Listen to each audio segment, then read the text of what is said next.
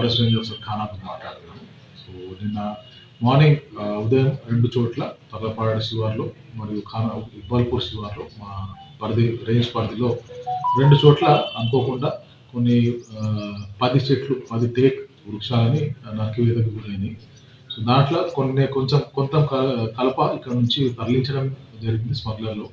So మిగతా కలపని అక్కడే ఉండడం చూసి మేము అట్టి కలపని కేసు నమోదు చేసి గవర్నమెంట్ లింబో డిపోకి తరలించినాము.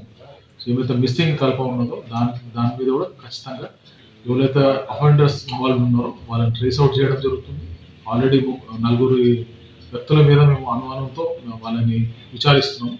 ఆ విచారణలో భాగంగా వాళ్ళు నేరస్తులని ఒకరు మేము నిర్ధారణ అయితే వాళ్ళ మీద కఠిన చర్యలు తీసుకుంటాము. అండ్ ఈ యొక్క కలప ఏమైతే మిస్సింగ్ కలప ఉన్నదో సుమారు 75,000 ఉందని చెప్పేసి మాకు అంచనా వచ్చింది. ఇట్టి విషయంలో చాలా గంభీరంగా మేము ఆలోచించి చాలా గంభీరంగా మేము యాక్షన్ తీసుకుంటామని చెప్పేసి అందరికీ హామీ.